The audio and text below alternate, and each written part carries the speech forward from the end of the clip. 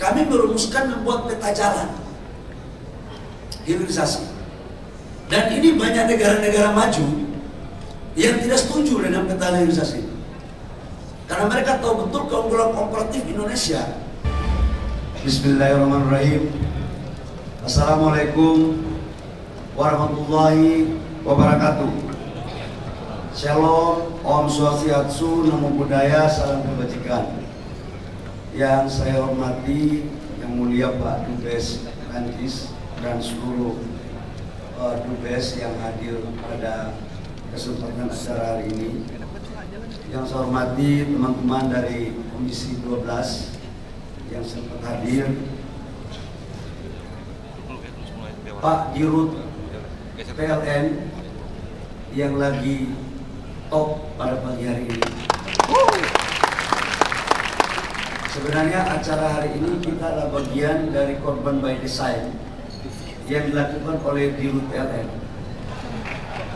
Ya, kita suruh juga dengannya Ibu Enia yang saya hormati, Prof. Enia Dirjen TPTKE dan Pak Sekjen SDM, Bapak Ibu semua yang hadir dari perwakilan Kemenko, infrastruktur maupun kementerian lain, teman-teman dunia usaha, ada Pertamina ataupun dari asosiasi lain yang sempat hadir, yang saya mohon maaf tidak sebut satu persatu, hadir di undangan yang berbahagia.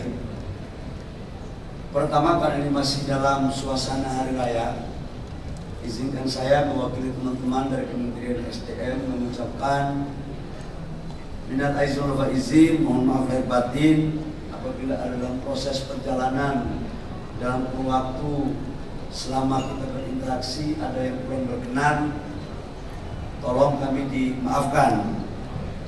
Dan memang kalau sesuatu yang kita melakukan perbaikan selalu ada saja yang tidak berkenan, dan itulah konsekuensi logis dari sebuah perjalanan bangsa untuk melakukan sebuah perubahan dan menuju perbaikan. Yang berikut saya harus jujur mengatakan mengapresiasi yang setinggi-tingginya terhadap acara Konferensi Ekosistem Hidrogen pada hari ini. Kenapa? Karena ini adalah kita membuka babak baru dalam mengimplementasikan Paris Agreement. Sekalipun saya tahu bahwa dunia sekarang sebagian yang mengusulkan untuk mendorong energi baru terbarukan dalam menurunkan CO2, dan kita mendorong 2050-2060 bebas emisi, itu mulai agaknya tidak, mulai ragu-ragu gitu, mulai agak tidak konsisten. Tapi saya ingin mengatakan bahwa Indonesia akan selalu berada pada bagian yang akan menjalankan komitmen itu, tetapi dengan penuh hati-hati secara mendalam. Apa buktinya Bapak Ibu semua? Buktinya bahwa Pak Presiden Prabowo telah mencanangkan Asta Cita yang kedua maupun yang kelima. Yang pertama itu berbicara tentang kedaulatan swasembada energi. Di dalamnya di situ adalah energi hijau, energi baru terbarukan, dan hidrogen merupakan bagian daripada visi besar Bapak Presiden. Jadi Pak Dubes Prancis nggak perlu meragukan tentang komitmen Indonesia. Justru saran saya, Bapak tolong tanyakan kepada negara-negara yang telah menginisiasi untuk melahirkan Paris Agreement itu sejauh mana komitmen mereka. Karena ini Indonesia sudah sangat konsisten menjalankan. Nah, ini saya harap bisa kita lakukan secara baik. Sudah barang tentu untuk kita mengimplementasikan dalam konteks energi baru terbarukan dan hidrogen itu tidak bisa secara secara parsial, dia harus secara komprehensif. Dan karena itu Asta Cita Bapak Presiden salah satu diantaranya juga adalah berbicara tentang hilirisasi. Dan hilirisasi ini merupakan salah satu instrumen pertumbuhan ekonomi nasional kita. Bapak Ibu semua, saya harus jujur mengatakan pada ruangan ini, tidak ada sebuah negara berkembang yang mempunyai sumber daya alam cukup besar yang kemudian merubah menjadi sebuah negara maju tanpa melakukan hilirisasi dan industrialisasi. Dan Indonesia menjadi salah satu negara yang mempunyai sumber daya alam yang cukup besar. Dan kita tidak ingin menjadi negara kutukan sumber daya alam. Karena itu, pertumbuhan ekonomi nasional salah satu instrumennya adalah hilirisasi. Dan sebelum saya masuk kepada hilirisasi khusus untuk hidrogen, saya ingin memakai kesempatan yang berbahagia ini atas arahan Bapak Presiden. Kami telah memetakan hilirisasi di sektor pertambangan, oil and gas, perikanan, kehutanan, pertanian. Ada nggak slide-nya ya? Yang total itu kurang lebih sekitar 28 komoditas. Ada nggak slide-nya teman-teman? Ada 28 komoditas yang kami siapkan dengan total investasi sampai dengan 2040 itu kurang lebih sekitar 500 sampai dengan 550 miliar US dollar. Dan ini telah dijabarkan oleh Satgas Hilirisasi pada periode 2025. Ini sudah disetujui yang investasinya tahap pertama kurang lebih sekitar 40 sampai dengan 40 miliar US dollar. Nah ini slide-nya nih. Kelihatannya yang bagian operator ini perlu saat ini jauh kelihatan pangkatnya. Ini kira-kira slide-nya. Oh sudah ada? Oh bagus. Untung Dirjen BPTKI-nya profesor, jadi cepat tanggap dia. Jadi Bapak Ibu semua, kalau ditanya apa sih instrumen pertumbuhan ekonomi kita dalam rangka penciptaan lapangan pekerjaan yang berkualitas untuk meningkatkan GDP dan meningkatkan pendapatan per kapita kita, yaitu hilirisasi. Ketika saya waktu sebelum menjadi Menteri SDM ditugaskan oleh pemerintah sebelumnya untuk di Kementerian Investasi, kami merumuskan membuat peta jalan hilirisasi. Dan ini banyak negara-negara maju yang tidak setuju dengan peta hilirisasi, karena mereka tahu betul keunggulan komparatif Indonesia dalam bagaimana merubah mendesain terhadap penciptaan nilai tambah secara maksimal. Kita ambil satu contoh, dan contoh ini sudah terjadi. Nikel ekspor kita pada 2018-2019 itu tidak lebih dari 3,3 miliar US dollar. Dan ini terus saya harus katakan, ketika kita menyetop ekspor ore nikel dan kita membangun hilirisasi di 2023, 2024 ekspor kita pada sektor hilirisasi nikel itu sudah mencapai 34 miliar US dollar sampai dengan 35 miliar US dollar. Dan hilirisasi ini sebagai bentuk daripada penciptaan kawasan pertumbuhan ekonomi baru. Inilah kemudian Uni Eropa membawakan kita ke WTO. Dan sekarang nggak perlu kita ragu dan nggak perlu kita takut juga kepada negara-negara itu, karena setiap pemimpin negara sekarang mulai berpikir tentang bagaimana berpikir agar ekonomi domestiknya bisa dipertahankan. Dan Indonesia atas perintah Bapak Presiden Prabowo, kita akan menjalankan keunggulan komparatif kita untuk bagaimana mempertahankan kedaulatan ekonomi nasional kita. Nah, Bapak Ibu semua, terkait dengan persoalan hidrogen, ya tadi itu sekilas pandang tentang hilirisasi. Hidrogen ini bahan bakunya ada 3 yang kita punya: batu bara, gas, air. Indonesia itu adalah cadangan terbesar nomor 6 batu bara di dunia. Jadi bagi teman-teman investor, apa yang teman-teman harus lakukan? Tidak perlu ragu. Kita mempunyai nomor 6 di dunia. Yang kedua, kita mempunyai gas yang cukup besar. 10 tahun ke depan produksi gas kita akan naik 2 kali lipat dibandingkan dengan sekarang.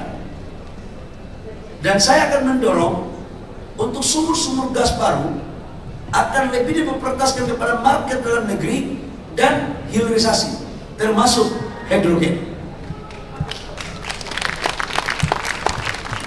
Yang ketiga, kita mempunyai air yang cukup, gas, kita mempunyai batu bara, kita mempunyai air.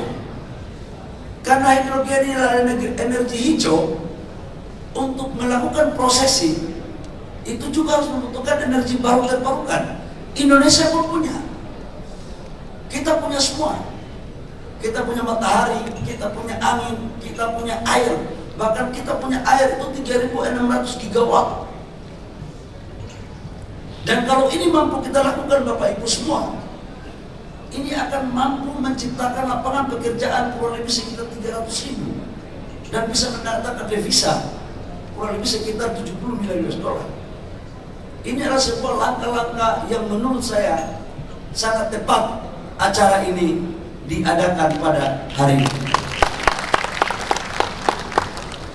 Nah, pertanyaannya adalah bagaimana kemudian kita mempunyai daya saing yang tinggi?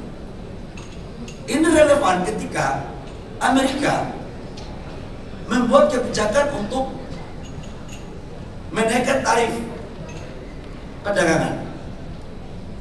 Dalam pandangan saya, sebenarnya ini kalau di dunia usaha ini jangan terlalu kita merasa sesuatu yang luar biasa. Ini biasa-biasa aja. Kalau di ilmu di HIPMI ini biasa. Harus bikin masalah dulu baru kompromi. Jadi jangan cuma kita membuat seolah-olah dunia sudah mau berakhir.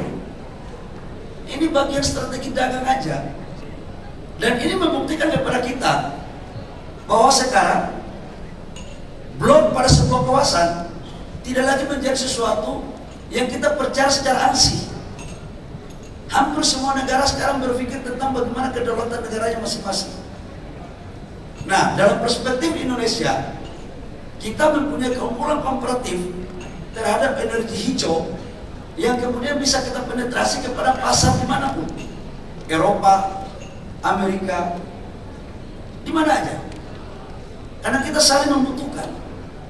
Kita harus membangun komunikasi politik, komunikasi ekonomi yang win-win, yang saling menguntungkan, tidak saling mengintervensi antara negara satu dengan negara yang lain.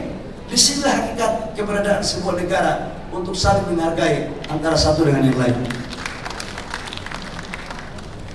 Bapak Ibu semua yang saya hormati, pemanfaatan hidrogen dapat turut mendukung industri strategis nasional. Saya tahu betul ketika kita mendorong mobil listrik dulu Pak Darmo sama Pak Deputi nih, kalau tidak salah Pak Deputi. Saya waktu itu dia masih di Deputi di Menko Marves. Kita yang mendorong mobil baterai. Jadi mobil baterai itu Menko Marves sama Menteri Investasi waktu itu. Hidrogen ini masih mahal dulunya, belum kompetitif secara harga, dan ini merupakan teknologi yang baru. Dan saya sudah pernah ke Timur Tengah, ke beberapa negara di Eropa, memperkenalkan teknologinya. Ini sebenarnya cukup bagus. Nah, tetapi dari waktu ke waktu kekinian, pastikan biaya overheadnya itu akan lebih murah, pasti akan lebih kompetitif. Nah, kebetulan mazhab kami dan mazhab Pak Presiden Prabowo itu kompetisi. Saking beliau punya mazhab kompetisi, 3 kali jadi capres baru menang. Apalagi dalam konteks dagang, pasti akan memberikan ruang yang cukup besar. Nah, sekarang pertarungannya adalah bagaimana agar mobil listrik yang baterainya dari LFP atau dari nikel itu bisa bersaing dengan hidrogen. Itu Pak Darmo. Saya tahu Pak Darmo ini lagi jualan untuk buka pasar ini kelihatannya. Nah, dalam perspektif itu, kami dari Kementerian SDM akan membuat ruang yang sama.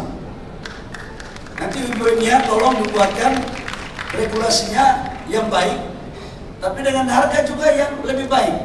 apa yang disampaikan oleh Pak Darmo tadi itu harganya 500 perak karena barangnya daripada dibuang, mendingan diuangkan, kira-kira begitu. Bukan capex murni itu sebenarnya, karena masih costnya tinggi. Nah kesini, semakin hari kesini, itu akan dilakukan efisiensi terhadap penemuan-penemuan teknologi baru. Dan saya menunggu agar ini bisa menjadi bagian terpenting dalam kontribusi kita kepada bumi untuk mendorong energi baru terbarukan. Terakhir dari kami, Pak Dirut PLN, Bu, ini yang tadi bilang katanya sudah punya stasiun pengisian, sudah punya, mobilnya belum ada. Ini hebatnya PLN ini. Stasiun diadakan, mobilnya belum ada. Ini hebat ini. Ini cara berpikirnya out of the box. Ya, ini sama dengan Ibu Sri Mulyani mengatakan bahwa makom-makom ekonomi sekarang yang diajarkan di kampus tidak berlaku pada era sekarang. Jadi konsep sekarang adalah tiba saat tiba akal. Dan mungkin karena tiba saat tiba akal juga padahal membuat chargernya dulu baru mobilnya. Ada sudah berapa mobil, Ibu? Ya, milik apa bis kalau tidak salah ada 4 ya. Belum ada. Ya udahlah, kau inventarisir mobil-mobil yang sudah punya hidrogen itu, pakai itu dia punya charger agar jangan sampai mubazir di tempat sana. Itu. Ya Pak Dirut PLN, kira-kira begitu. Demikian yang perlu saya sampaikan kepada Bapak Ibu semua. Pupuk juga saya pikir ini bagian yang luar biasa. Amonia. Dan sekarang kita lagi mau dorong untuk beberapa sumur-sumur gas, baik di Papua, di Maluku, Impact sudah memulai tahun ini. Kemudian di beberapa sumur di Kalimantan, di Aceh, silakan. Market dalam negerinya kita dorong 60-70%. Yang belum mendapatkan bahan baku, silakan hubungi SDM. Saya akan prioritaskan untuk bahan baku hilirisasi, termasuk dalamnya adalah hidrogen. Akhir kata dengan mengucapkan Bismillahirrahmanirrahim. Saya izin Bapak Ibu semua dan selalu memanjatkan puji syukur kepada Allah Subhanahu wa taala. Saya membuka secara resmi acara Global Hydrogen Summit 2025 pada hari Selasa tanggal 15 Maret 2025. Sukses untuk kita semua. Baik, Bapak Menteri. Wabillahi taufiq wal hidayah. Wassalamualaikum warahmatullahi wabarakatuh. Shalom, Om Santi Santi Om, Namo Buddhaya, salam kebajikan.